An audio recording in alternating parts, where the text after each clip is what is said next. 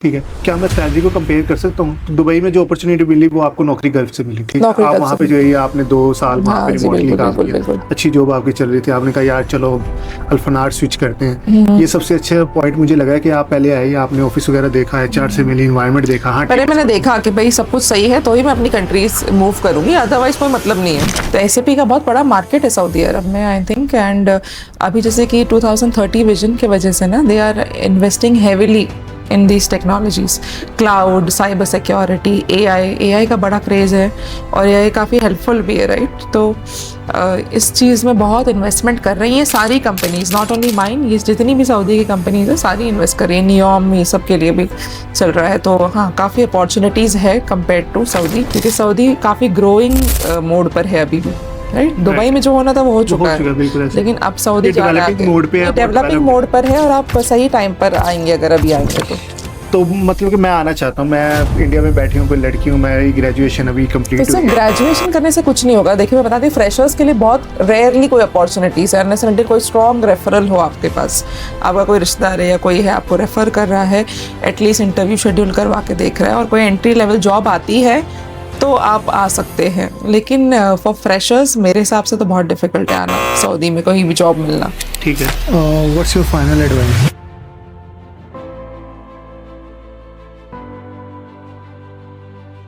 Asia Patel, SAP integration lead, 11 year of experience with enterprise integration with Deloitte, EY, Capgemini, Yash Technologies. Thank you so much coming to my podcast. Thank you so much for having me. Can you please introduce yourself? सो मेरा नाम अर्शिया पटेल है and I have more than 11 years of experience in SAP integration and I'm currently working in Alfanar Riyadh as a SAP integration lead, and I have had multiple experiences in Mumbai, India. So I'm from Mumbai, India, and I have also worked in Dubai for 2 years. Okay. So I have a wide variety of exposure when it comes to this IT companies.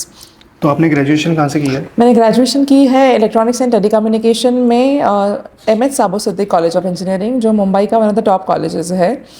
And वो almost 150 साल पुराना college है, तो काफ़ी नामचीन college है वो मुंबई में। ठीक है, तो वहाँ से मैंने इंजीनियरिंग की है। तो उसके बाद आपका करियर कैसे स्टार्ट हुआ? सो बेसिकली इंजीनियरिंग के बाद इमीडिएटली मेरा प्लेसमेंट तो नहीं हुआ था, क्योंकि हमारे कॉलेज में उस वक्त इतने प्लेसमेंट्स हुए नहीं थे। सिर्फ एक ही कंपनी आई थी, TCS, एंड वो भी बहुत ही कम लोगों को लेकर गई थी।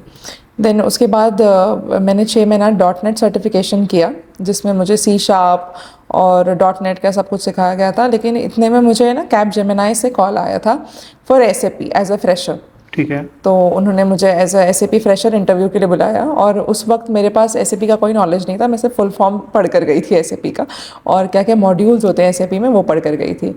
बट अल्हम्दुलिल्लाह मैं जब गई वहाँ पे तो मेरा इंटरव्यू क्रैक हो गया, क्योंकि उन्होंने मुझे कोडिंग के बारे में पूछा, C# की फिबोनाची सीरीज़ कैसे डेवलप करते हैं एंड ऑल दोस थिंग्स, ये पूछा उन्होंने मुझे। एंड फिर वो तो फ्रेशर्स का यही देख रहे होते हैं कि कैसे कॉन्फिडेंट है या लर्न कर सकते हैं या नहीं।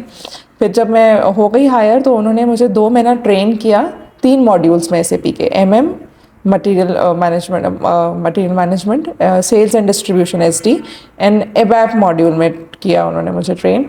और 1.5 महीना उन्होंने थियोरेटिकली हमें सिखाया है और 15 दिन प्रैक्टिकल्स हुआ था। तो फिर भी काफ़ी बेसिक ही नॉलेज थी।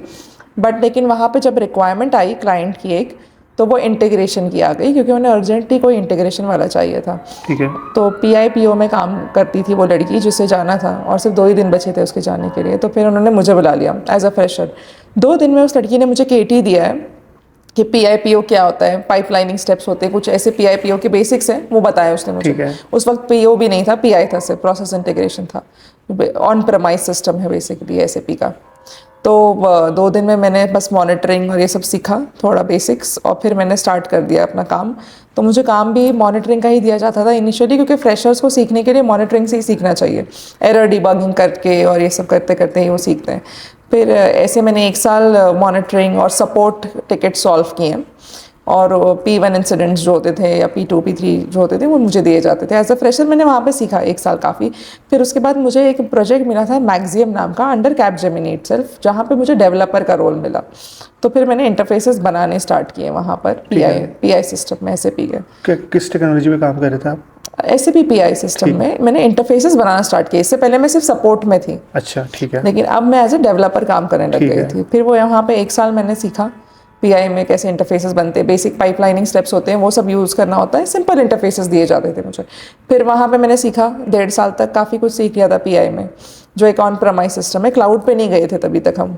फिर उसके बाद मुझे TCS से ऑफर आया था कि we are interested in your profile. Interview हुआ मेरा, वहाँ पे भी क्लियर कर लिया मैंने इंटरव्यू। फिर उसके बाद मुझे एसोसिएटेड ब्रिटिश पोर्ट्स नाम का एक प्रोजेक्ट था, लंदन का था जो, तो वहाँ पे डाला गया और वहाँ पे हाइब्रिड एनवायरनमेंट था, PI भी था, PI नहीं इनफैक्ट PO था, एक अपर वर्जन था PI का, ठीक है। और फिर CPI भी था जो क्लाउड प्लेटफॉर्म इंटीग्रेशन था। तो वहाँ पे क्लाउड भी था और ऑन प्रमाइस सिस्टम भी था इंटीग्रेशन के लिए। तो वो दोनों फिर मैंने काम करना स्टार्ट कर दिया और सीख लिया वहाँ पर। फिर मैं ऑन साइट भी गई थी, लंदन भी गई थी मैं वहाँ पर। फिर वहाँ पे 2 साल मैंने काम किया। उसके बाद एक JNPT नाम का प्रोजेक्ट है, वहाँ मुझे डाला गया। जवाहरलाल नेहरू पोर्ट है एक इंडिया में, मुंबई में, उस प्रोजेक्ट में मुझे डाला गया। फिर वहाँ पे मैंने 6 महीना काम किया। उसके बाद मुझे EY से ऑफ़र आ गया। EY से मुझे कॉल आया तो मैंने सोचा कि चलो अच्छी बिग 4 कंपनी है तो ट्राई करना चाहिए। इंटरव्यू दिया, फिर मैं सिलेक्ट हो गई अगेन, क्योंकि ये जो इंटीग्रेशन है ना, SAP इंटीग्रेशन, ये एक नीश स्किल है, तो इसके रिसोर्सेज वैसे भी कम होते हैं। अगर आप स्किल्ड है, आपके पास एक्सपीरियंस है, तो मोस्टली आपका इंटरव्यू क्लियर हो ही जाएगा। ऐसा होता है मेरे साथ मोस्टली। तो फिर मैंने EY में ज्वाइन किया। EY का क्लाइंट था लार्सन एंड टोब्रो, L&T। तो उनके लिए फिर हमने एक प्रोजेक्ट डेवलप किया, एंड टू एंड इम्प्लीमेंटेशंस थे ये। एंड वहाँ पे मैं अकेली ही इंटीग्रेशन के रिसोर्स थी। तो from the requirement gathering, business वालों के साथ डिस्कशन करना, सब कुछ समझना, इंटरफेसेस बनाने से लेके उसकी टेस्टिंग, सब कुछ मुझे ही करना था अकेले। तो एक अकेले इंसान ने मतलब 100 इंटरफेसेस बनाए थे वहाँ पर। तो उस वक्त AI भी नहीं था, ChatGPT भी नहीं था? कुछ भी नहीं था, ना AI था ना ChatGPT था, कुछ भी नहीं था। 2019 की बात है ये। और फिर मैंने काफ़ी कुछ सीख लिया, क्योंकि वहाँ पे ना मैंने इंटीग्रेशन SAP का बहुत सारे सिस्टम्स के साथ किया। Success factors, C4C, Areeba, conquer, ये सारे जितने भी थर्ड पार्टी सिस्टम्स है और SAP के खुद के प्रोडक्ट्स जो है, उन सब के साथ मैंने इंटीग्रेशन कर लिया था। और L&T के खुद के इन हाउस एप्लीकेशंस थे, उनके साथ भी इंटीग्रेशन हो गया। तो काफ़ी कुछ सीखने मिल गया था। तो बेसिकली सबसे ज़्यादा लर्निंग मेरी EY में हुई थी। ठीक है। फिर क्योंकि वहाँ पे मैं अकेली थी, कोई था ही नहीं। उसके बाद जब मैं EY से मुझे डेलॉयट का ऑफ़र आया तो मैंने एक्सेप्ट कर लिया डेलॉयट का ऑफ़र। वहाँ पे मुझे लीड का रोल मिला था, सीनियर कंसल्टेंट थी मैं वहाँ पर। और फिर वहाँ पर मैंने जब ज्वाइन किया तो Gordon foods and services, GDS नाम का एक क्लाइंट था, जो US क्लाइंट था, क्योंकि मैं डेलॉयट USI में काम कर रही थी, मुंबई में अगेन। तो वहाँ पर मैंने काम किया, तो फिर एज अ लीड काम किया। अगेन मैं PI PO एंड CPI में काम कर रही थी। एंड 18 लोगों की टीम थी मेरी। ठीक है। उन सबको मैनेज करना होता था। और डेलॉयट जो है ना, बहुत ही प्रोसेस ओरिएंटेड कंपनी है। जीरा लोग बहुत यूज़ करते हैं। बिल्कुल। तो डैशबोर्ड्स थे उनके, उसके थ्रू हम मॉनिटरिंग करते थे। एजाइल प्लेटफॉर्म के थ्रू हमारा काम होता था। सारे प्रोजेक्ट्स जो थे वो एजाइल थे, वाटरफॉल प्रोजेक्ट्स थे ही नहीं वहाँ पर, सारे एजाइल थे। और स्प्रिंट्स में काम हो रहा होता था, तो ईजी था मतलब मैनेज करना डेलॉयट में, प्रोसेस ओरिएंटेड होने की वजह से। फिर मेरी शादी हो गई और फिर मैं दुबई आ गई 1 महीने बाद टूरिस्ट वीज़ा पर। ठीक है। बट मैंने अपने हस्बैंड से डिपेंडेंट वीज़ा नहीं लिया, मैंने खुद का ही वीज़ा, मुझे स्पॉन्सर्ड वीज़ा चाहिए था कि जिस पर मैं काम कर सकूं। सही। तो मैंने naukri.com पे अपनी प्रोफाइल बनाई। उसे मैं रोज़ अपडेट करती थी। रेज्यूमे बहुत अच्छे से बनाया मैंने। ऐसे कोई बहुत फैंसी रेज्यूमे नहीं बनाया है। अब मेरा रेज्यूमे देखोगे तो आप हंसोगे शायद कि इतना बेसिक रेज्यूमे भी सिलेक्ट होता है, क्योंकि आपने अपने एक्सपीरियंस और स्किल्स को डालना है उसमें, वो इम्पॉर्टेंट है। उसका कलरफुल होना, उसका फैंसी होना इम्पॉर्टेंट नहीं है। तो बेसिक डिटेल्स और मेरी प्रोजेक्ट की एक्सपीरियंसेस मैंने डाली और मुझे कॉल आ गया। एंटिटी डेटा से आया था पहले और एक यश टेक्नोलॉजीज से आया था। दोनों के इंटरव्यूज़ मैंने क्लियर कर लिए थे। राइट। और यश टेक्नोलॉजीज़ ने मुझे हायर कर लिया क्योंकि उनका पे स्केल मुझे बेटर लगा और वो उन्होंने मुझे वर्क फ्रॉम होम दिया था परमानेंट दुबई में। एंड मेरी नई शादी हुई थी तो वो अच्छा था मेरे लिए काफ़ी कि मैं घर और ऑफिस दोनों मैनेज कर सकती थी। और वहाँ पे 2 साल काम किया। एंड आफ्टर 2024 में मैंने PMP सर्टिफिकेशन कर लिया। सही। और PMP सर्टिफिकेशन भी बहुत मेहनत से किया है, 2 महीना बहुत डेडिकेशन से पढ़ाई की है। और मैंने कोचिंग भी ली थी उसके लिए ताकि मुझे हेल्प हो जाए कि एग्जैक्ट मटेरियल क्या करना है, क्योंकि वो PMBOK की जो बुक है ना, PMBOK, वो इतनी मोटी बुक है, उसको देखकर ही आपको नींद आ जाएगी। तो इसलिए मैंने क्लासरूम ट्रेनिंग ली थी और कुछ 18 दिन का वो क्लासेस था, वो अटेंड किया और फिर मैंने एग्ज़ाम के लिए अप्लाई किया एंड बस मैं क्लियर हो गई। मुझे A+ मिल गया तीनों मॉड्यूल्स में, ठीक है। PMP के। और सर्टिफिकेशन का फिर मैंने डिटेल्स अपडेट किया अगेन नौकरी गर्लफ्रेंड लिंक्डइन पर। तो ऐसा है कि मैं भले ही मतलब सेटल्ड भी थी ना अपने सारे जॉब्स में, तो मैं अपडेट करती थी अपनी सारी प्रोफाइल्स, अभी भी करती हूँ, लिंक्डइन पर भी करती हूँ।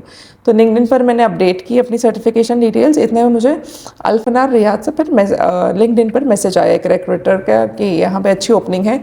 उस वक्त मुझे पता भी नहीं था कि अल्फनार क्या है, कौन सी कंपनी है, और मुझे नहीं पता था कि इतनी बड़ी कंपनी है वो सऊदी की। बिल्कुल। एंड रियाद मूव होने के लिए मैं थोड़ी हेजिटेंट भी थी, क्योंकि मैं दुबई में अच्छी खासी खुश थी, मतलब ऐसे कोई वजह नहीं थी मेरे पास रियाद आने की। एंड रियाद सऊदी में है तो मैंने काफ़ी कुछ सुना भी था कि काफ़ी स्ट्रिक्ट एनवायरनमेंट है फीमेल्स के लिए, इतना इजी नहीं है एडजस्ट करना एंड ऑल दोस थिंग्स। तो फिर मैंने फिर भी सोचा कि चलो इंटरव्यू तो दे के देखते हैं। फिर मैंने जब इंटरव्यू दिया तो ये कंडीशन थी कि अगर आप रियाद मूव होंगी तो ही आप इंटरव्यू दें, वरना कोई फ़ायदा नहीं है। ठीक है। तो मैंने बोला हाँ ठीक है चलो हो जाऊँगी मैं मूव। फिर मैंने बात की, इंटरव्यू दिया अपना, सेलेक्ट हो गई अगेन, फिर से मैनेजरियल राउंड हुआ, सब हुआ। उसके बाद HR ने मुझे पर्क्स बताए अल्फनार के कि ऐसे से मिलता है ना, तो मुझे काफ़ी अच्छा लगा, क्योंकि ये पर्क्स आपको दुबई में कभी नहीं मिलेंगे। लाइक दुबई किस तरह के पर्क्स? हाउसिंग अलाउंस मिलेगा आपको, ट्रांसपोर्ट अलाउंस मिलेगा आपको, ना लंच लेकर जाने की ज़रूरत है ना कुछ, आपको सब कुछ मिल जाएगा वहाँ पर। सो अच्छे अलाउंसेस है कंपेयर टू दुबई में आपको ये हाउसिंग अलाउंस, स्कूल अलाउंस और ये सब कुछ नहीं मिलता, ठीक है। अनलेस एंड अनटिल आप कोई अच्छी कंपनी के परमानेंट पोजीशन पर हो बैंकिंग में एंड ऑल। अदरवाइज अब इतना सैचुरेशन आ गया है ना दुबई में कि अब वो लोग कुछ भी ऑफर नहीं करते सिवाय सैलरी के, और सैलरी भी इतनी कॉम्पिटेंट नहीं रही अभी, क्योंकि बेसिक दे रहे हैं, क्योंकि कंपटीशन बहुत बढ़ गया है ना आजकल। मतलब 10,000 दिरहम में भी 10 साल के लोग काम करने तैयार है दुबई आकर, क्योंकि उन्हें बस अपनी होम कंट्रीज छोड़नी है और दुबई में एंट्री चाहिए। बट ऐसे यहाँ पर नहीं है, सऊदी में अभी भी रेलिवेंट लोग ही आ रहे हैं एंड ऑल दैट, एंड ये लोग भी हाईली स्किल्ड प्रोफेशनल्स को ही हायर कर रहे हैं, ऐसे बिल्कुल किसको ऐसे भी ही नहीं है। ले रहे हैं। बिल्कुल, आपका एक्सपीरियंस है, then you hire into Alfanar. हाँ बिल्कुल। तो बेसिकली ये लोग ने जब मुझे ऑफ़र किया तो मैंने कहा ठीक है, ये तो अच्छा साउंड कर रहा है काफ़ी, और अच्छी अपॉर्चुनिटी दिख रही है ये तो। ठीक है। अदरवाइज़ मेरा कोई इरादा भी नहीं था रियाद मूव होने का। तो अगर मैं दुबई और सऊदी अरेबिया और दुबई में मुझे देवा का ऑलरेडी ऑफ़र था, जब मेरे पास रियाद का में ऑफ़र था अल्फनार का, ठीक है। Dubai electricity and water authority का मेरे पास ऑलरेडी अच्छा ऑफ़र था। बट दुबई में आपसे जिस तरह से काम करवाया जाता है उसका वर्क कल्चर बहुत अलग है कंपेयर टू रियाद। लाइक क्या फ़र्क है? दुबई में आपको बहुत ज़्यादा करना पड़ेगा कोई भी चीज़ अपने आप को प्रूफ करने के लिए, एंड टाइमिंग्स अब वहाँ भी ना ऐसे देसी से हो गए हैं वो लोग भी, बिल्कुल ही उनके भी वर्क कल्चर देसी वर्क कल्चर की तरह बन चुका है। तो मतलब लोग रात में भी आपको कॉल करेंगे एंड मतलब आपको ओवर द बोर्ड जाना पड़ेगा। राइट। तो वो थोड़ा सा अनकंफर्टेबल हो जाता मेरे लिए, क्योंकि मैं एक मदर भी थी उस वक्त, मदर बन चुकी थी मैं तभी। तो मुझे थोड़ा सा ऐसे टाइम चाहिए था जो खुद के लिए भी, और सबसे अच्छा मुझे ये लगा ना कि रियाद में अल्फनार में ये लोग इन्फेंट ब्रेक भी देते हैं, तो अगर कोई न्यू मदर्स है तो उन्हें भी ये सपोर्ट कर रहे हैं। बिल्कुल ऐसे ही है। तो ये चीज़ मुझे अच्छी लगी इनकी, एंड मैंने एम्प्लॉयर से बात किया, सब कुछ किया, मुझे अच्छा लगा काफ़ी। फिर बात आई कि रियाद मूव होना है दुबई से, तो एक बार देख लेते हैं कि रियाद कैसा है ना। ये बहुत बड़ा डिसीजन है मूव करना कंट्री, वो भी अच्छी वाली जगह पे है, और फिर छोड़ के ऐसा ना हो कि मुसीबत में चले जाए। तो इसलिए मैं पहले रियाद आई थी ज्वाइन करने से पहले, खुद से टिकट निकाला मैंने, खुद से होटल बुक किया, और हम लोग आ गए देखने के लिए कि कैसा है रियाद। ठीक है। एंड अपने एम्प्लॉयर से भी मिली मैं, मुझे अच्छा लगा, काफ़ी कुछ ऐसे सब कुछ सॉर्टेड लगा, क्योंकि मैंने सेफ्टी रिलेटेड भी सुना था सऊदी में औरतों के लिए कि भाई बहुत ही कंट्रोल करते हैं, औरतों को पर्दा ही करना है, ऐसा ही करना है। बट जब मैं आई तो मैंने देखा कि तो सब कुछ चेंज हो चुका है, बिल्कुल ही ओपन हो चुका है रियाद फॉर फीमेल्स। बट ये अच्छी बात है कि ओपन उसी हद तक हुआ है कि मतलब जहाँ तक होना चाहिए। बिल्कुल ऐसे नहीं कि पूरी तरह से ओपन ही हो गया है और आप बिल्कुल ही कुछ भी करें, ऐसा तो नहीं है एटलीस्ट। तो ये पार्ट अच्छा लगा मुझे, और मुझे लगता है ना बच्चों के लिए एक हिसाब से अच्छा है यहाँ पर सऊदी में एज मुस्लिम्स, मेरे लिए तो काफ़ी बेटर है, क्योंकि मुझे मक्का और मदीना भी मैं जा सकती हूँ जब मैं चाहूँ, क्योंकि मैंने उम्रा दुबई में थी तब नहीं किया था, लेकिन यहाँ आने के बाद किया है, यहाँ आने के बाद करना स्टार्ट कर दिया है। अल्हम्दुलिल्लाह। तो वो एक इस्लामिक इन्फ्लुएंस जो है ना वो ऑटोमेटिकली आ जाता है। ठीक है। तो वो मुझे चाहिए वो इन्फ्लुएंस, इसलिए मैंने सऊदी का मूव होने का डिसीजन ले लिया। तो फिर बस इसीलिए मैं आ गई सऊदी। ठीक है। अच्छा, आप काफ़ी लंबा आपका जर्नी रहा है जिसमें आपने मल्टीपल कंपनी स्विच की है। हाँ, अच्छा, वो जो अपॉर्चुनिटीज़ आपको मिलती थी वो बाय लिंक्डइन मिलती थी या क्या टू बी करते थे आप? ऑनेस्ट वो naukri.com से मुझे मिलती थी जब मैं मुंबई में थी तब। ठीक है। मुंबई में naukri.com के थ्रू आपको बहुत ऑफर्स आएंगी अगर आपके पास एक्सपीरियंस है और आपका रेज्यूमे बिल्कुल क्रिस्प होना चाहिए। उसमें जो कीवर्ड्स है ना वो आपके जॉब प्रोफाइल से मैच होनी चाहिए। जो भी जॉब रिक्वायरमेंट आती है उससे वो कीवर्ड्स मैच होने चाहिए आपके रेज्यूमे के। तो अगर वो कीवर्ड मैच हो गया तो फिर एल्गोरिदम बताता है आपका प्रोफाइल। तो naukri.com जो है ना उसी का एक सब्सिडरी है naukri.gulf.com। तो मैं naukri.com के थ्रू ही मुंबई में जॉब्स मुझे आती थी। मैं अपडेट करती रहती थी अपनी प्रोफाइल और वो मेरी हॉबी है। ऐसे नहीं कि बस मैं कुछ जॉब स्विच करना चाहती थी इसलिए करती थी, बट मैं अपडेट करती थी जो भी मेरे स्किल्स थे।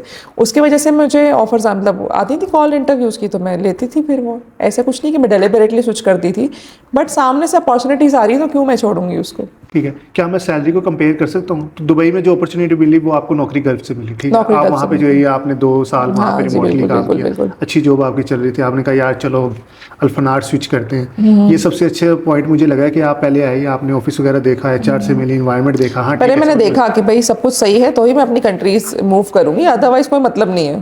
बिल्कुल।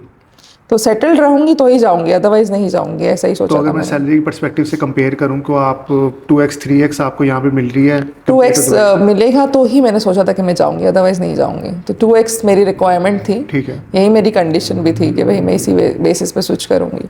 तो अब आपके जो हस्बैंड है वो एक्चुअली इन दुबई? वो दुबई में थे जब मैं शिफ्ट हुई, लेकिन वो आए थे हमें सेटल करवाने के लिए। फिर 3 महीने तक वो बैक एंड फोर्थ ट्रैवल करते थे। फिर अल्टीमेटली उन्हें जॉब मिल गई यहाँ पे सऊदी में, अच्छी कंपनी तो में। वो क्या सिनेरियो है, मतलब कि उनको भी अपॉर्चुनिटी अच्छी मिली, उनको भी लगा कि यार एनवायरनमेंट ठीक है हाँ या बिल्कुल, क्योंकि समहाउ? वो आके देख रहे थे ना, हम तो खुश थे। हम तो खुश थे, तो फिर वो उन्हें लगा कि हाँ मैं भी आ सकता हूँ। ठीक है, तो उनको अपॉर्चुनिटी कैसे मिली? उनके तो देखो कनेक्शंस है, टू बी ऑनेस्ट उनकी काफ़ी कनेक्शंस है, क्योंकि ठीक है। वो गल्फ में काम कर चुके हैं 8 साल पहले। ठीक है। दुबई में थे 8 साल। और फिर उनके इतने कनेक्शंस बन गए, उनके बिजनेस भी रह चुके हैं एंड ऑल दैट। तो उनके अपने उनके फ्रेंड्स की कंपनीज हैं, ठीक है। तो उनके काफ़ी कनेक्शंस हैं। और थ्रू कनेक्शन उनका इंटरव्यू शेड्यूल हो गया, बाकी क्रैक तो उन्हें खुद ही करना था। तो समहाउ मतलब कि आपके कनेक्शंस आपके काम नहीं आए? मैंने कोई भी जॉब कनेक्शन के थ्रू नहीं ली है आज तक। मैंने आज तक अच्छा। ये नहीं बोला कि किसी को कि ये ले मेरा रेज्यूमे और मुझे रेफ़र कर दें, ये मैंने आज तक नहीं किया। है। ज़रूरत नहीं पड़ी अल्हम्दुलिल्लाह अब तक। क्या पता, शायद ये लक है, मे बी मुझे ज़रूरत नहीं पड़ी रेफरेंस की। क्या यहाँ पे सऊदी अरेबिया के अंदर वर्किंग आवर्स फॉर मतलब कि फीमेल्स कम होते हैं? ऐसा तो कुछ नहीं है, मतलब मेरी वो ऑफिस टाइमिंग 8 to 5 है। बट सिंस मेरा बेटा अभी तक 2 साल का नहीं हुआ है, तो हमारे पास वो इन्फेंट ब्रेक है हमारी कंपनी में। ठीक है। तो मुझे 8 to 4 काम करना होता है और फ्लेक्सिबल है। अगर आप अपना काम कर रहे हो, आपकी मैनेजर से आपकी अच्छी अंडरस्टैंडिंग है और आपके एम्प्लॉयज़ अगर अंडरस्टैंडिंग है और आपका काम अच्छे से हो रहा है, तो फिर मुझे लगता है कि ठीक है सब कुछ। ठीक है, आपका करंट रोल क्या है और आपकी वर्किंग क्या चल रही है अभी कंपनी के? मैं अभी SAP इंटीग्रेशन लीड हूँ वहाँ पर। और अभी हमारे बस इंटीग्रेशंस चल रहे होते हैं। और इससे तो कंपनी की देखो प्राइवेट इन्फॉर्मेशन है, वो मैं शेयर नहीं कर सकती, राइट। बिल्कुल, it's confidential. It's confidential, so but I am not आप सपोज टू कुछ शेयर। टेक्निकली पर्सपेक्टिव से कुछ बता सकती हो कि मिसाल के तौर पे अगर मैं इंटीग्रेशन पर्सपेक्टिव से सऊदी अरेबिया के अंदर मार्केट देखता हूँ, कितनी बड़ी है ये? काफ़ी बड़ी है, क्योंकि मैं देख रही हूँ कि गवर्नमेंट और जितने भी सेक्टर्स हैं ना, ये लोग SAP ही यूज़ करते हैं यहाँ पर। क्योंकि मैं यहाँ पर टाउन हॉल्स में और यहाँ वहाँ गई हूँ, तो मैंने देखा है कि गवर्नमेंट के जो सेक्टर्स है, सऊदी इलेक्ट्रिसिटी कंपनी हो या जो भी है, मतलब मैं देख रही हूँ किदिया रिसेंटली जो हुआ है, PIF, ये सब SAP यूज़ करता है। तो SAP का बहुत बड़ा मार्केट है सऊदी अरब में, आई थिंक। एंड अभी जैसे कि 2030 विजन के वजह से ना, they are investing heavily in these technologies, cloud, cyber security, AI का बड़ा क्रेज़ है और AI काफ़ी हेल्पफुल भी है, राइट। तो इस चीज़ में बहुत इन्वेस्टमेंट कर रही हैं सारी कंपनीज, नॉट ओनली माइन, ये जितनी भी सऊदी की कंपनीज है सारी इन्वेस्ट कर रही हैं। नियॉम ये सब के लिए भी चल रहा है। तो हाँ, काफ़ी अपॉर्चुनिटीज़ है कंपेयर टू दुबई, क्योंकि सऊदी काफ़ी ग्रोइंग मोड पर है अभी भी, राइट। दुबई में जो होना था वो हो चुका है, बिल्कुल ऐसे। लेकिन अब सऊदी ये जा रहा डेवलपिंग मोड पे है, है, ये बहुत डेवलपिंग डेवलप्ड मोड है। पर है। और आप सही टाइम पर आएंगे अगर अभी आएंगे तो मतलब कि मैं आना चाहता हूँ, मैं इंडिया में बैठी हूँ, कोई लड़की हूँ, मेरी ग्रेजुएशन अभी तो कंप्लीट सिर्फ हुई है। ग्रेजुएशन करने से कुछ नहीं होगा। देखिए मैं बता दी, फ्रेशर्स के लिए बहुत रेयरली कोई अपॉर्चुनिटीज है, अनलेस अनटिल कोई स्ट्रॉन्ग रेफरल हो आपके पास, आपका कोई रिश्तेदार है या कोई है आपको रेफर कर रहा है, एटलीस्ट इंटरव्यू शेड्यूल करवा के देख रहा है, और कोई एंट्री लेवल जॉब आती है तो आप आ सकते हैं, लेकिन फॉर फ्रेशर्स मेरे हिसाब से तो बहुत डिफ़िकल्ट है आना सऊदी में कोई भी जॉब मिलना। ठीक है। हाँ, बट विद एक्सपीरियंस, हाँ विद एक्सपीरियंस आपको मिल सकता है। बट मैं बताती हूँ मुझे क्या फ़ायदा हुआ, मैं कैसे पहुँची हूँ सऊदी। मैं दुबई के थ्रू आई हूँ Saudi. Once you land in Dubai या any of the GCC countries, आपको बाकी जीसीसी कंट्री वेलकम करती हैं, क्योंकि यहाँ के जीसीसी कंट्रीज़ को ना जीसीसी एक्सपीरियंस बहुत मैटर करता है। मैं देख रही हूँ कि अगर आपने दुबई में, मैंने स्टार्ट कर दिया था काम करना, तो मुझे कतर से भी आने लग गई थी ऑफ़र्स, मुझे कुवैत से भी आई थी ऑफ़र, बहरीन से भी आ गई। तो मैंने सोचा कि ये चीज़ मुझे इंडिया में क्यों नहीं मिल रही थी, क्योंकि इंडिया में तो मैंने इतने सारे अपडेट किए थे रेज्यूमेज अपने, मैंने एक कंसल्टेंसी को पैसे भी दिए थे कि आप मुझे रेफरेंस दे, और ये सब इस तरह के बेवकूफ़ बहुत बना रही कंसल्टेंसीज हमारे होम कंट्रीज़ में। तो मैंने पैसे दिए, 50,000 रुपये दिए थे मैंने उस वक्त, लेकिन मुझे वहाँ से तो कोई फ़ायदा नहीं हुआ, ना ही कोई कॉल आई। मैं एक चीज़ अच्छी तरह से समझ गई कि इंडिया में बैठे बैठे तो मुझे जॉब नहीं मिलने वाली। इंडिया में अगर इंडिया में बैठे बैठे मुझे जीसीसी में जॉब इजीली नहीं मिल सकती, ये बात मैं समझ गई। मुझे दुबई आना पड़ा टूरिस्ट वीज़ा लेकर। मेरे पास दुबई का नंबर था और मैं अपने हस्बैंड के घर में रह रही थी, तो मेरे पास रहने वहने का टेंशन नहीं था, राइट। तो मैं रह सकती थी, मेरे पास वर्क फ्रॉम होम था इंडिया का, तो इसलिए मैंने जॉब ढूंढ ली दुबई में। लेकिन अगर आपके पास भी अपॉर्चुनिटी है, अगर आपके पास वो ऑप्शन है, तो आपको आना चाहिए दुबई, आई थिंक। अगर आप सऊदी डायरेक्टली नहीं भी आ सकते तो एटलीस्ट दुबई तक आ जाए, वहाँ पे आप कोई काम कर ले, 2-3 साल का एक्सपीरियंस ले ले, इतने में आप नौकरी गल्फ को अपडेट करते रहे, तो आपको कुवैत, बहरीन, कतर, जीसीसी में जितनी भी कंट्रीज है, कहीं से भी कॉल आ सकती है आपको। नहीं, हम इसको ट्रैक करते हैं ना कि मतलब कि मैं सऊदीया ही आना चाहती हूँ, ठीक है। तो व्हाट डू यू थिंक, क्या आपके माइंड में है? तो आपने मैं काफी time ऐसे बताया। एडवाइस करूंगी, अगर आपको सऊदीया ही आना चाहिए, देखिए ये लोग जो है ना एंट्री लेवल जॉब्स मोस्टली नहीं करते, सऊदीज़ को दे रहे हैं। बिल्कुल ऐसा। सऊदीयाइजेशन भी तो है, राइट। राइट। तो ये उम्मीद रखना कि आपको एंट्री लेवल पे जॉब मिलेगी यहाँ पे as a fresher from India या पाकिस्तान, तो नहीं मिलेगी, मैं आपको क्लियरली बता रही हूँ। बिल्कुल। अनलेस एंड अनटिल बहुत कोई स्ट्रॉन्ग रेफरल है आपका। बट अगर आपके पास 3-4 साल का एक्सपीरियंस है कम से कम, तो आप लिंक्डइन और नौकरी गल्फ पे अपडेट करें अपनी प्रोफाइल, उसमें लिखें कि आप इंटरेस्टेड है रियाद में काम करने में, राइट।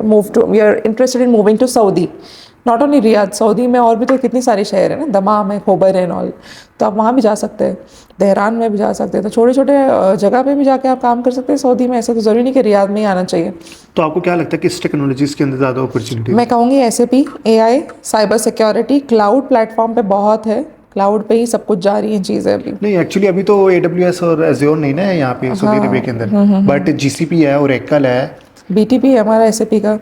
ठीक है। तो बिल्कुल ये सब जो है ना, और AI और साइबर सिक्योरिटी का तो बहुत स्कोप है, ये भी मैं देख रही हूँ, ठीक है।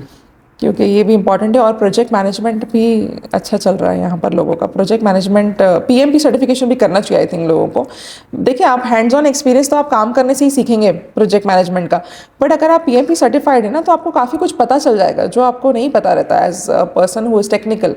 मैं टेक्निकल थी, राइट, तो मुझे मैनेजमेंट रिलेटेड चीज़ें PMP पढ़ने के बाद ही समझ आई। अब ऐसे बहुत सारी चीज़ें अनफॉर्चुनेटली जो इम्प्लीमेंट नहीं हो रही है, प्रोजेक्ट मैनेजमेंट प्रोफेशनल की सर्टिफिकेट की चीज़ें जो मैंने पढ़ी है, वो इतनी सिस्टमेटिकली हर जगह इंप्लीमेंट नहीं हो रही है अभी तक सऊदी में, वो करना बाकी है इनका अभी तक। तो आपको किस तरह के चैलेंजेस फेस करने पड़े हैं as a women? As a woman, to be honest, from the beginning मैं बताती हूँ, क्योंकि टेक्नोलॉजी में, टेक्निकल रोल्स में औरतें कम ही होती हैं। बिल्कुल।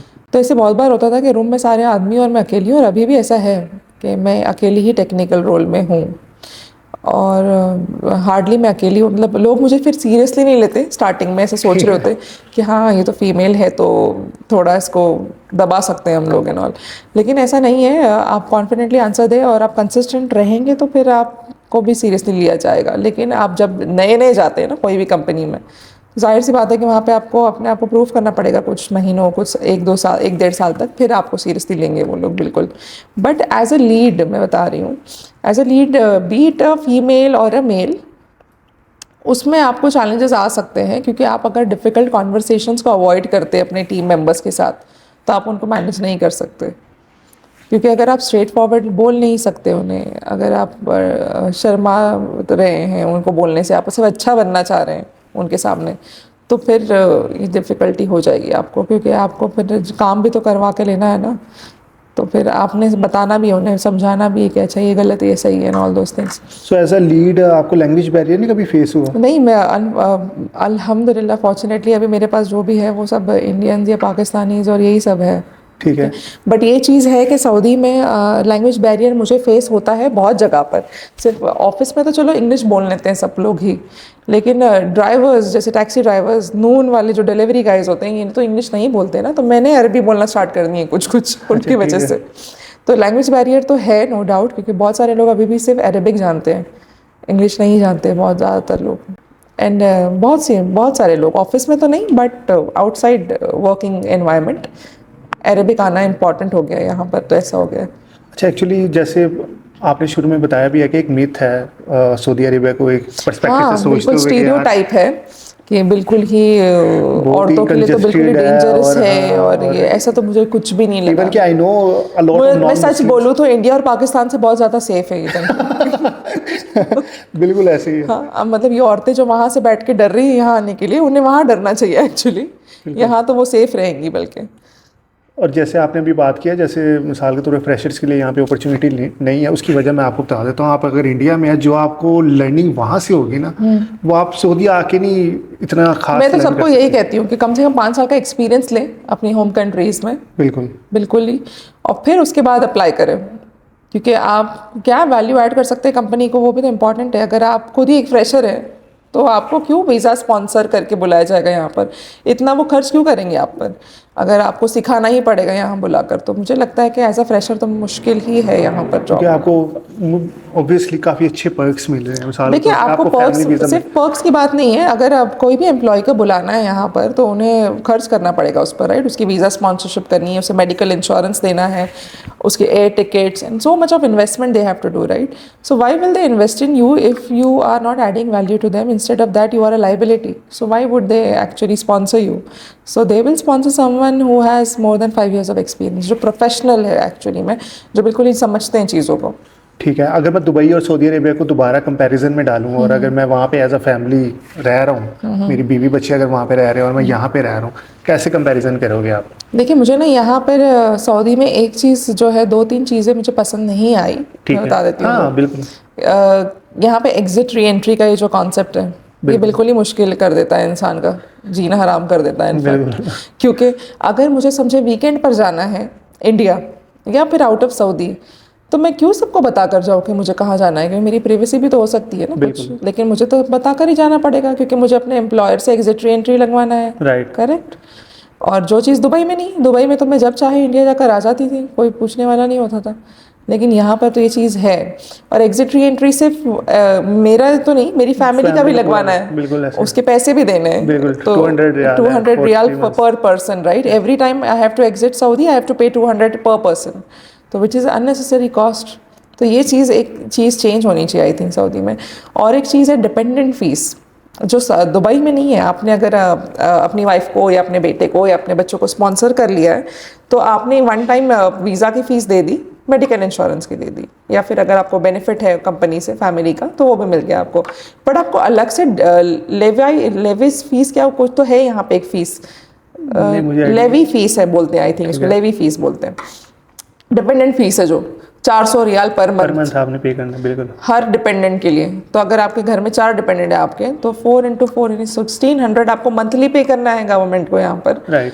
तो ये तो बहुत मुश्किल है, राइट। एक मतलब जिसकी एक मामूली सी नौकरी है, और मामूली सी बात नहीं है, ऐसे बहुत सारी नौकरियाँ हैं यहाँ पर जहाँ पर लोग फैमिली बेनिफिट्स नहीं दे रहे हैं, तो अच्छी सैलरी दे रहे हैं बट फैमिली बेनिफिट्स नहीं दे रहे हैं, तो वो क्या करेंगे बेचारे, फिर वो तो गए काम से। Okay. और अगर मैं लिविंग एक्सपेंसेस को कंपेयर करूँ, लिविंग एक्सपेंसेस में बताती हूँ आपको, कुछ चीज़ें सस्ती हैं, कुछ चीज़ें महंगी है। दुबई में टैक्सीज महंगी है बहुत, यहाँ पे नहीं है। बट दुबई का परसेंटेज ऑफ वैट इज़ 5%, यहाँ पे 15% है, which is too much, right. But ये है कि ग्रॉसरीज और ये सब थोड़ी बेटर है कंडीशन, मतलब पैसों के मामले में मैं ये कहूँ कि सेविंग्स रियाद में दुबई से बहुत ज़्यादा होगी। वो कैसे आप कह रहे होगे? हाँ, मैं बताती हूँ कैसे होगी। क्योंकि आप दुबई में खर्च करते हो बहुत ज़्यादा अल्टीमेटली, क्योंकि इतनी चीज़ें और इतनी जगहें हैं कि आपका मन होगा या आप टेम्प्ट होकर खर्च कर ही दोगे वहाँ जाकर। बट यहाँ पे इतना खर्च करने के लिए उस तरह का नहीं है, एनवायरनमेंट नहीं, ओपन एनवायरनमेंट नहीं मैं कह रही हूँ।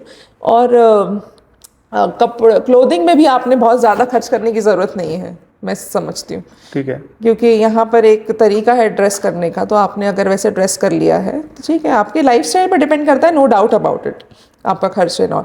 बट मैं कहूँगी कि मेरी सेविंग्स रियाद में दुबई से काफ़ी ज़्यादा है, क्योंकि मेरा खर्चा दुबई में ज़्यादा था। Even you are paying the पर मैं नहीं पे कर रही अल्हम्दुलिल्लाह, क्योंकि मेरी कंपनी पे करती है ये सब कुछ। ठीक है। तो ये पर्क है, और जिसकी वजह से मैं आई हूँ दुबई से रियाद। ठीक है। अगर ये नहीं होता तो मैं नहीं आती। ठीक है, बट उनके लिए मुश्किल है जो कि एक अच्छी कंपनी में बिल्कुल, नहीं है। जो अच्छी कंपनी में नहीं है, जिनकी कंपनी ये सब फीस और ये अलाउंसेस नहीं दे रही, उनके लिए तो मुश्किल है, नो डाउट अबाउट इट। तो आप कोशिश करेंगे आप अच्छी कंपनीज में जाएं, यहाँ पर आते हैं तो बस सऊदी आना है तो ऐसी कोई भी कंपनी में ना चले जाए। मैं वही बोलूँगी कि पैकेज भी आप जब करते हैं नेगोशिएट, तो उस हिसाब से करें कि अगर आपको बेनिफिट्स नहीं मिल रहे हैं तो एटलीस्ट आप इस तरह का नेगोशिएट करें कि आपको कैश उतना मिले। अच्छा, इसमें एक और चीज़ ऐड की है, प्रीमियम रेजिडेंसी जो सऊदी अरेबिया प्रोवाइड करता है, लेकिन वो उसकी बहुत ज़्यादा रिस्ट्रिक्शन है कि मतलब कि आपकी सैलरी 35,000 होनी चाहिए, उससे ज़्यादा होनी चाहिए। गोल्डन वीज़ा तरह है दुबई में, जैसे 30,000 बेसिक होनी चाहिए आपकी, तो ही आपको मिलेगा। तो वो तो मुश्किल है ना भाई। मुश्किल, हाँ बिल्कुल, वाकई तो मुश्किल बहुत मुश्किल है, क्योंकि 30,000 दिरहम बेसिक दुबई में फ़िलहाल तो कोई जल्दी दे नहीं रहा है। एटलीस्ट मुझे तो नहीं मिलेगी 30,000 बेसिक इतने इजीली। अभी तो मैक्सिमम 25 तक मिल जाएगी, लेकिन 30,000 बेसिक तो कोई नहीं देगा वहाँ पर मुझे। क्या ऐसे सिनेरियो है कि अगर एज अ गर्ल या as a boy salary factor होता है, तो मतलब कि यार लड़की है इसको इतनी सैलरी दे देनी चाहिए, तो ये है। ठीक है, थोड़ी कम देंगे आपको, और अप्रेजल्स में और इसमें भी आपको मुश्किल फेस करेंगी आप एज अ वुमन। ये तो सब जगह देखा है मैंने, ये यहाँ नहीं, मुंबई में भी देखा है मैंने, दुबई में भी देखा है, यहाँ पर भी देखा है। उनका ऐसा माइंडसेट है कि हाँ ये तो मैरिड है, इसका हस्बैंड है, तो इसे क्या ज़रूरत है। लेकिन ये नहीं सोचना चाहिए। आइडियली आपको इंक्लूसिव होना है। अगर आपने फीमेल को भी हायर किया है तो आप उसे इक्वल की तरह ट्रीट करें ना। आप ये सोच ही क्यों रहे हैं कि भाई ये वुमेन है तो उसको कम पैसे देंगे तो चल जाएगा, क्योंकि ये प्राइमरी इनकम नहीं है अपने घर की।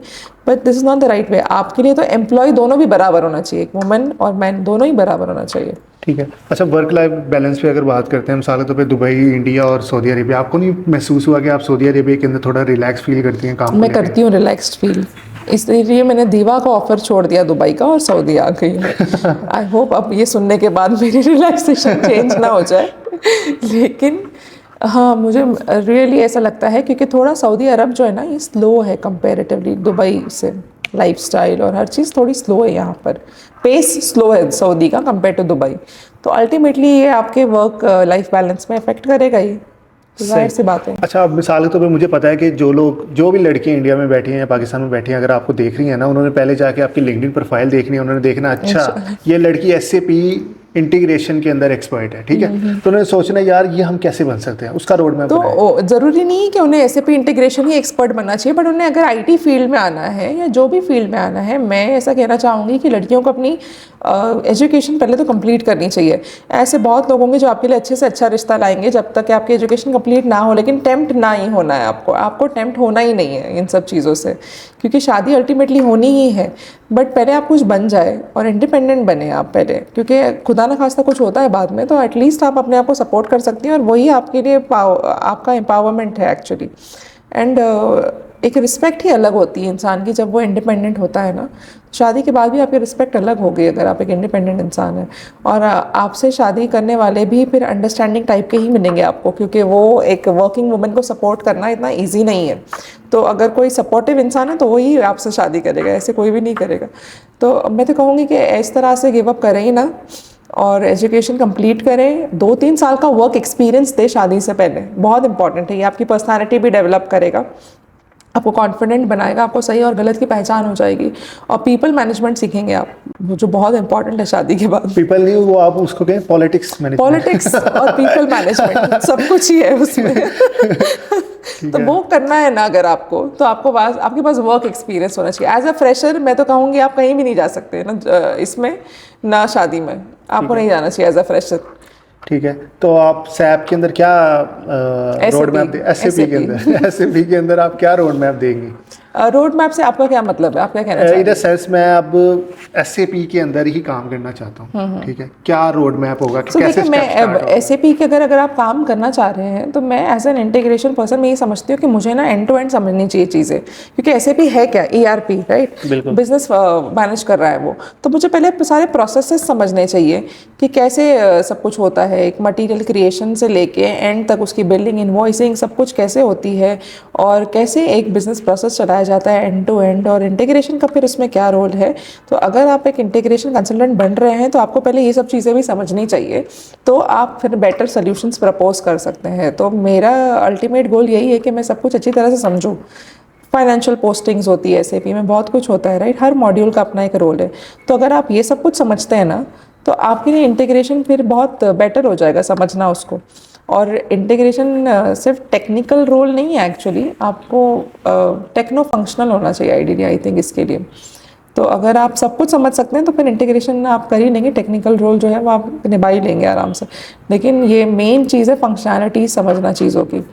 सही, यानी कि कोर एक्सपीरियंस होना चाहिए एंड टू एंड। ये आप विद टाइम सीखेंगे, राइट, ऐसे बैठे बैठे एक दिन में तो कुछ नहीं आ जाएगा, इट विल टेक टाइम। मुझे तो 11 ईयर्स लगे और अभी भी मैं सीख ही रही हूँ बहुत कुछ, ऐसा नहीं कि मैं बिल्कुल सब समझ गई हूँ, अभी भी काफ़ी कुछ सीख रही हूँ। और अभी भी ऐसी चीज़ें हैं मेरे सामने आती है जिस पर मैंने काम नहीं किया हुआ है कभी भी, हालांकि मैंने तो काफ़ी स्विच किया है, मेरे पास काफ़ी एक्सपोजर है, फिर भी ऐसी चीज़ें मेरे सामने आ जाती है जिसमें मैं फर्स्ट टाइम कुछ कर रही हूँ, ऐसे भी होता है। तो इट्स अ लर्निंग जर्नी, मतलब ऐसे मैंने लोग देखे जो 15 साल एक्सपीरियंसड है, फिर भी उनके लिए कुछ चीज़ें नहीं होगी डेफिनेटली, ऐसा तो नहीं कि आप बिल्कुल ही सब कुछ जानते होंगे। तो ऐसा कुछ नहीं है कि मेरे पास 11 इयर्स है तो मैं बिल्कुल ही सब कुछ समझ चुकी हूँ। तो ये जो आपने सर्टिफिकेशंस की हैं, ये कितनी वैल्यू ऐड करती हैं? देखिए, पीएमपी सर्टिफिकेशन ने तो काफ़ी वैल्यू ऐड की है, ठीक है, ओके। एंड मैंने जब वो पढ़ाई कर रही थी तो मैं समझ रही थी कि मैनेजमेंट कितना मुश्किल है, इतना आसान काम नहीं है मैनेजमेंट, इतना कोई इजी काम नहीं है, उसके भी टेक्निक्स है वाकई में। तो ये आप जब पढ़ेंगे तो आपको पता चलेगा ना। तो अब अगर आप टेक्निकल रोल में ही बैठे हैं और आपने scope management, schedule management, cost management, quality management, बहुत कुछ होता है उसमें, और पीपल मैनेजमेंट के भी तरीके होते हैं, बिल्कुल, इंटेलेक्चुअल होना और कैसे क्या करना है, ये सब कुछ समझना भी बहुत इंपॉर्टेंट है। और इसको पढ़ेंगे तो ज़्यादा अच्छी तरह से समझ में आएगा। एआई की इन्वॉल्वमेंट कितनी ज़्यादा है? चैट जीपीटी के बगैर तो मुझे लगता है अभी काम नहीं हो पाएगा, ऐसे लग रहा है कि आदत पड़ गई इन लोगों को। नहीं, एक्चुअली अगर मैं नॉन टेक्निकल यूज़र्स हैं उनकी नज़र में तो एआई चैट जीपीटी है, बट क्योंकि हम जिस टेक्नोलॉजी पे काम कर रहे हैं या अगर हम आईटी बैकग्राउंड से आते हैं, हमें पता है कि बैकग्राउंड में क्या चीज़ें चल रही होती हैं। करेक्ट, ठीक है, तो इन अ सेंस आप जिस मैं एक बात बताती हूँ, एआई कभी भी इंसान को रिप्लेस नहीं कर सकता, क्योंकि मैं आपको बता रही हूँ, जैसे कि अगर हमें कोई कोडिंग करनी है, जैसे सीपीआई में ना ग्रुपी स्क्रिप्टिंग नाम का कॉन्सेप्ट होता है, तो बहुत सारी चीज़ें जो स्टैंडर्ड फंक्शनैलिटी से नहीं इंप्लीमेंट हो सकती, हम कस्टमाइज करते हैं उसको और स्क्रिप्ट्स लिखते हैं उसके लिए। अगर वो स्क्रिप्ट्स हम चैट जीपीटी से निकालें, वो 90% ऑफ द टाइम नहीं चलेगी, क्योंकि वो कुछ ना कुछ उसमें लॉजिकल इश्यूज रहेगा। तो आपने अपना दिमाग लगाना है अल्टीमेटली। आप क्या प्रॉम्प्ट दे रहे हैं चैट जीपीटी को, वो इंपॉर्टेंट है। वो प्रॉम्प्ट देने वाला कौन है? वो तो इंसान ही है ना। तो वो प्रॉम्प्ट अगर सही जाएगा तो चैट जीपीटी कुछ सही निकालेगा वहाँ से। तो फिर प्रॉम्प्ट देने के लिए तो चाहिए ना ह्यूमन बीइंग, और प्रॉम्प्ट भी सही देने के लिए दिमाग तो इंसान का ही चाहिए। तो बिल्कुल एआई रिप्लेस नहीं कर सकता, लेकिन हाँ, एआई सीखना इंपॉर्टेंट है। आपको एआई यूज करने आना चाहिए, दैट इज इम्पॉर्टेंट। सही, लेकिन एक्चुअली मैं ये कहता भी हूँ, जैसे आप एआई के जो बूम वर्ड्स चल रहे हैं वो एक्चुअली एक ऑटोमेशन है, प्रोडक्टिविटी इंक्रीज करने के। एग्जैक्टली, हाँ, ये इट्स डिपेंड के अब जैसे कोई रिपीटेटिव टास्क है तो वो मैं चैट जीपीटी के थ्रू करवा सकती हूँ। कोई मुझे डॉक्यूमेंटेशन बनाना है और बैठकर मुझे टाइप नहीं करना है एक एक चीज़, तो मैं उसे प्रॉम्प्ट दे दूंगी, पॉइंटर्स दे दूंगी कि मुझे इस सब पर लिखना है, तो वो मुझे दे देगा सब कुछ। अब फिर मेरा काम बच गया ना काफ़ी, मुझे लिखना नहीं पड़ेगा बैठकर इतना एक एक सेंटेंस। तो उसके लिए यूज़ करना चाहिए चैट जीपीटी को, no doubt about it. So what do you think in 2026 जो लोग कुछ करना चाह रहे हैं या कुछ अचीव करना चाह रहे हैं, आप क्या एडवाइस करना चाहोगे, उनको क्या करना चाहिए? डिपेंड करता है कि वो फ्रेशर्स है या एक्सपीरियंस्ड है। फ्रेशर्स हैं तो फिर बिल्कुल डीमोटिवेट ना हो, बहुत सारे रिजेक्शंस भी आएंगे तो डीमोटिवेट ना हो, आपको तो अल्टीमेटली काम करना है। तो आप अपस्किल करते रहें जब तक आपको जॉब नहीं मिलती ना, कीप अपस्किलिंग योरसेल्फ। आप वैल्यू ऐड करते रहें अपनी प्रोफाइल में, एआई सीखें, सर्टिफिकेशंस करें, .NET की करें। आप अगर आईटी में कोडिंग में हैं, अच्छे हैं अगर कोडिंग में, तो पाइथन सीखें, जेन एआई और ये सब सीखें। और अगर आप इसमें नहीं जाना चाहते, आईटी में नहीं जाना चाहते हैं, नॉन टेक्निकल रोल करना चाहते हैं, तो उस हिसाब से सर्टिफिकेशंस करें। लेकिन जब तक जॉब नहीं मिलती ना, तब तक सर्टिफिकेशंस करें, अपस्किलिंग करें, डीमोटिवेट ना हो। इंटर्नशिप्स करें। और एज अ फ्रेशर ना आपके लिए मनी मैटर नहीं करना चाहिए। आपकी सैलरी अगर सिर्फ 10,000 रुपये भी है ना, आप चले जाएं बिल्कुल, आपको सीखने से मतलब है, आपको वो एक्सपीरियंस लेटर मायने रखता है आपका। क्योंकि जब मैंने कैपजेमिनी में एज अ फ्रेशर ज्वाइन किया था, बहुत कम सैलरी थी मेरी, बताना नहीं चाहूँगी, बहुत ही कम थी, लेकिन मैंने ज्वाइन कर लिया था क्योंकि मुझे तो एक्सपीरियंस से मतलब था, राइट, एज अ फ्रेशर। ये पैसे और ये सब कुछ जो है ना, 10 साल के एक्सपीरियंस के बाद आपने ज़्यादा उसको इम्पोर्टेंस देनी चाहिए। अच्छा, हमने वैसे प्रोज एंड कॉन्स के ऊपर बात कर ली है, लेकिन अगर हम जॉब फैक्टर को निकाल के वैसे एक लाइफस्टाइल के ऊपर बात करें, उसके ऊपर प्रोज एंड कॉन्स आपके क्या है? इस्लामिक पॉइंट ऑफ व्यू से मैं कहता हूँ ठीक है, मक्का मदीना यहाँ पे हम जा सकते हैं, इसके अलावा क्या हो सकता है?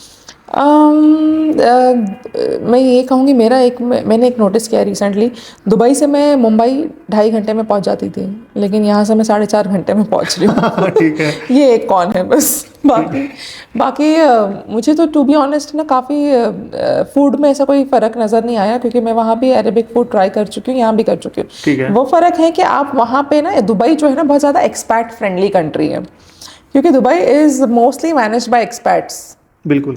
तो वहाँ पे आप होमली फील करेंगे, बट यहाँ आने के बाद आपको रियलाइज़ होगा कि आप एक फॉरेन कंट्री में हैं, क्योंकि यहाँ पे लोकलाइजेशन बहुत ज़्यादा है, क्योंकि लोकल्स की पॉपुलेशन बहुत ज़्यादा है यहाँ पर और एक्सपैट्स की कम है। तो यहाँ पर आपको एज एन आउटसाइडर थोड़ा ज़्यादा फील होगा कंपेरेटिवली, बट अल्टीमेटली आप धीरे धीरे एडजस्ट हो जाएंगे, अडेप्ट हो जाएंगे। तो अगर मैं लिविंग एक्सपेंसेस के ऊपर बात करूँ कंपेयर टू दुबई, यहाँ पे महंगा है कि same? Living expenses I think Dubai में थोड़ी ज़्यादा है, क्योंकि दुबई में फ़ाइन्स बहुत ज़्यादा लगती हैं। आप रास्ते पे गाड़ी लेके निकल गए, मतलब आपके फ़ाइन स्टार्ट, कि जो यहाँ पर अभी तक नहीं हुआ है अल्हम्दुलिल्लाह। अभी तक पेड पार्किंग जोन्स भी हर जगह नहीं है यहाँ पर, लेकिन दुबई में आपको कहीं भी पार्क करना है तो आपको पे करना है उसके लिए। बिल्कुल। तो मैं ये कह रही हूँ कि जो भी होना था दुबई में हो चुका है अभी। तो वहाँ पर हर चीज़ में पैसे चाहिए। आपने अगर गलत जगह पे पार्क कर दिया सिर्फ 1 मिनट के लिए, तो आपको 1000 रियाल की फ़ाइन पड़ जाएगी, 1000 दिरहम की फ़ाइन पड़ जाएगी।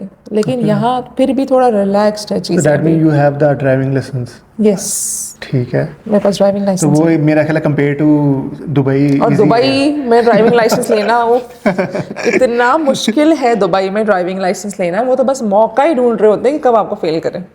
बिल्कुल ही। मैं दुबई के ड्राइविंग टेस्ट में फेल हो चुकी हूँ, फिर मैंने ट्राई भी नहीं किया वापस, क्योंकि आपको फिर ज़ीरो से शुरुआत करनी है। वहाँ पे ऐसा प्रोसेस है, ऐसा नहीं कि आप जहाँ पे छोड़े थे वहीं से शुरू करेंगे, नहीं, आपको ज़ीरो से स्टार्ट करना है पूरा। और फीस भी बहुत ज़्यादा है दुबई ड्राइविंग लाइसेंस की। बट उसका एक पर्क है कि आप अगर दुबई में ड्राइव कर रहे हैं ना, आपके पास दुबई ड्राइविंग लाइसेंस, तो वो एक इंटरनेशनल लाइसेंस है, वो तो आप पूरे वर्ल्ड में कर सकते हैं ड्राइव। सऊदीया का भी है, और मैं कहूँगी कि सऊदीया का लाइसेंस प्रोसेस फिर भी बहुत ईजी है कंपेरेटिवली। एंड सऊदी में तो बल्कि थोड़ा सा मुझे लगता है कि कैसे भी चला लेते हैं लोग गाड़ी, लेकिन दुबई में आपने बिल्कुल ही ठीक चलानी है, बिल्कुल ही, मतलब बिल्कुल ही। आप स्पीड लिमिट से 5 से भी ऊपर गए, ख़त्म, आपके ऊपर फ्लैश आ जाएगा, आपको टेंशन नहीं, फिर उससे फीस भरनी है, उसकी फ़ाइन भरनी है।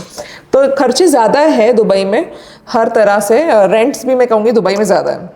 सही। अब मैं देख रही हूँ सऊदी में भी बढ़ गए रेंट्स काफ़ी विद द टाइम, लेकिन अभी तो उन्होंने एक रिस्ट्रिक्ट किया हुआ है। अब रिस्ट्रिक्शन डाली है, अब डाली है रिस्ट्रिक्शन। लेकिन कंपाउंड्स में अगर देखें तो अभी भी बहुत महंगा है सब कुछ। कंपाउंड में विला अगर आपने लेना है, दुबई से मुझे ज़्यादा महंगा लग रहा है यहाँ पे कंपाउंड्स। सही। लेकिन ऐसे भी एरियाज़ हैं यहाँ पर जहाँ पे आपको कम में भी अच्छा मिल जाएगा घर, पर दुबई में अब महंगा ही है सब कुछ जो भी है।